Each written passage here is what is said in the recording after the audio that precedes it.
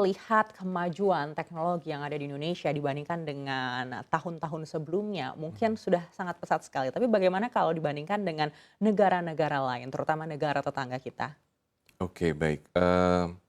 Jadi kalau bicara soal Indonesia, bicara soal kemajuan digital, dibandingkan dengan negara-negara lain, khususnya negara tetangga, kalau kita melihat di 5 tahun terakhir, sebut saja dimulai dari tahun 2019, itu ekonomi digital Indonesia mengalami perkembangan yang signifikan, ditandai dengan semakin masifnya, penggunaan sosial media, kemudian juga social network, kemudian juga Internet of Things, disertai dengan berbagai inisiasi yang dikeluarkan oleh pemerintah ya dalam hal ini misalnya sebut saja Bank Indonesia lewat Gerakan Nasional Non Tunai, kemudian juga Otoritas Jasa Keuangan lewat Cetak Biru, mmm, transformasi digital di perbankan,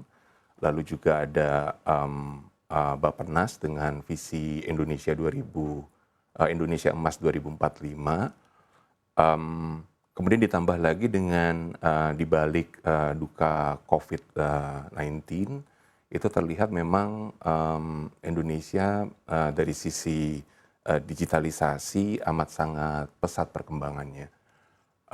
Selain itu, di sisi lain, Indonesia luckily tidak terlalu terkena dampak dari konflik Rusia dan Ukraina ya. Sehingga hal tersebut membuat Indonesia secara makroekonomi maupun dari sisi mikro khususnya ekonomi digital berkembang pesat, dan hal tersebut memang membuat kita dari sisi Indonesia dari sisi tingkat competitiveness index-nya itu kurang lebih setara dengan negara-negara tetangga.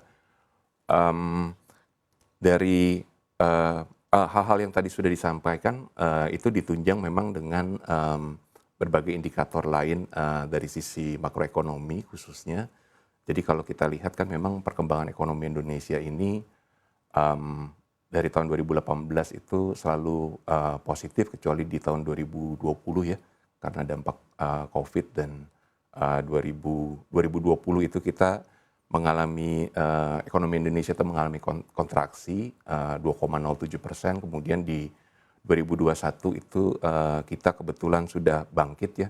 Jadi pertumbuhan ekonomi kita kembali ke angka sekitar 3,69% menurut data BPS. Jadi faktor-faktor yang tadi sudah disampaikan memang dan juga dari data-data yang kami kaji dari berbagai lembaga penelitian maupun perusahaan-perusahaan riset itu menunjukkan ekonomi digital Indonesia itu sebenarnya terakselerasi, khususnya pada saat COVID-19 berlangsung, kurang lebih begitu, Mbak Baik, Ineke. tapi dengan pesatnya ekonomi digital bertumbuh di Indonesia, apakah juga beriringan dengan kemajuan dari cyber security?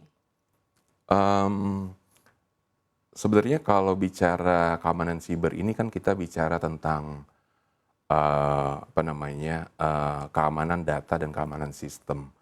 Unfortunately, dengan semakin berkembangnya ekonomi digital ini, sayangnya memang belum terlalu diiringi dengan kemajuan keamanan siber.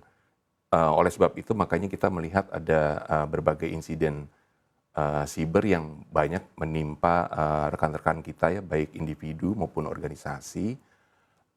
Sehingga hal tersebut membuat ekonomi digital Indonesia itu sedikit banyak dari sisi mass adoption atau adopsi secara massal itu menjadi agak sedikit terhambat. Mmm, Namun di sisi lain kalau kita bicara keamanan siber dari sisi yang positifnya, itu memang terus berkembang, dalam artian bahwa banyak perangkat-perangkat, baik hardware maupun software, serta solusi-solusi dan layanan yang baru yang diluncurkan ke publik untuk kemudian digunakan oleh individu maupun oleh organisasi dalam rangka menjaga keamanan siber maupun daya tahan siber. Begitu kurang Baik, lebih. kalau dibandingkan dengan negara-negara lain terutama negara tetangga kita, seperti Mhm. apa, Indonesia dari segi cyber security? Ada di level berapakah kita? Oke, nah kalau bicara soal konteks negara, kalau dibandingkan Indonesia dengan negara tetangga, memang eee, riset-riset yang ada, kemudian penelitian-penelitian yang ada, studi-studi yang ada itu memang belum memperlihatkan atau belum terdapat perbandingan antara Indonesia dengan negara tetangga nih. Tapi yang jelas saya melihat kalau secara pribadi dan secara profesional keamanan siber di Indonesia ini terus terus berkembang. Memang saat ini kalau kita bicara soal progresivitas atau kemajuannya, mungkin di berbagai kalangan atau di banyak pihak masih belum sebagaimana yang diharapkan. Tapi kita melihat bahwa apa namanya eee, gerakan-gerakan maupun inisiatif-inisiatif dari pemerintah, khususnya dalam hal ini adalah Kementerian Komunikasi dan Informasi, kemudian juga ada BSSN di situ, Badan Siber dan Sandi Negara, kemudian juga ada pemerintah daerah, baik pemerintah provinsi maupun kabupaten yang terus-menerus menggulirkan program-program edukasi, terutama bagi masyarakat Indonesia sehingga kesadaran terhadap keamanan sibernya meningkat, kurang lebih begitu. Baik, bagaimana kalau dibandingkan dengan pertumbuhan cybercrime-nya sendiri? Kita tahu cybercrime ini Mhm, juga terus berinovasi begitu, bahkan sekarang sudah masuk ke dalam kejahatan AI juga. Apakah menurut Anda, perkembangan dari cyber security ini lebih lambat dibandingkan perkembangan cybercrime-nya sendiri? mmm, kalau saya lebih ngelihatnya kepada apa namanya, faktor people-nya sendiri sih. Jadi dalam artian begini, kalau kita bicara soal kejahatan siber ataupun cybercrime itu memang betul sebagaimana yang disampaikan bahwa dari sisi frekuensi kejahatan sibernya meningkat, terus kemudian dari sisi modus operandinya juga semakin lama semakin banyak, semakin beragam. Kemudian juga dari sisi kelompok peretasnya sendiri, saat ini memang peretas atau hacker itu memang lebih condong ke arah peretas yang berkelompok atau bergrup, di mana terlihat indikasi bahwa eee, kelompok peretas ini makin lama makin banyak, terus kemudian tingkat keberhasilan dari kejahatan siber sendiri juga tingkat keberhasilannya meningkat. Mmm, dari situ kita melihat bahwa yang namanya kejahatan siber ini memang dari sisi kecepatan, kemudian dari sisi perkembangan, kalau dalam konteks Indonesia, saya secara profesional maupun pribadi hampir dapat mengatakan bahwa kecepatannya memang atau velocity-nya memang melebihi dari adopsi keamanan sibernya sendiri. Sehingga di situlah ada gap, di situ ada jenjang yang terus-menerus kalau memang kita tidak bisa atau tidak dapat mengimbangi, maka akan insiden-insiden siber, kemudian kejahatan-kejahatan siber akan terus berlangsung. Saya pikir begitu dan frekuensinya tentu saja akan semakin meningkat dan terutama yang lebih penting lagi, Mbak Inneke itu bahwa dari sisi impact-nya, dari sisi dampak, terjadinya, kejahatan siber baik secara material maupun imaterial. Karena kejahatan siber ini nanti sedikit banyak akan mengganggu atau mendisrupsi inisiatif pemerintah yang memang ingin bahwa sebut saja misalnya di industri e-commerce, pemerintah itu ingin bahwa industri e-commerce ini menjadi lokomotif ekonomi Indonesia ke depan kan ya. Sehingga nanti Indonesia itu akan lebih maju dengan atau didorong oleh industri e-commerce. Begitu juga sama kan halnya dengan keuangan digital ya. Jadi Bank Sentral, Bank Indonesia dalam hal ini itu ingin sekali bank besar sekali harapannya agar bank itu dapat menjadi pemain utama dalam ekonomi digital.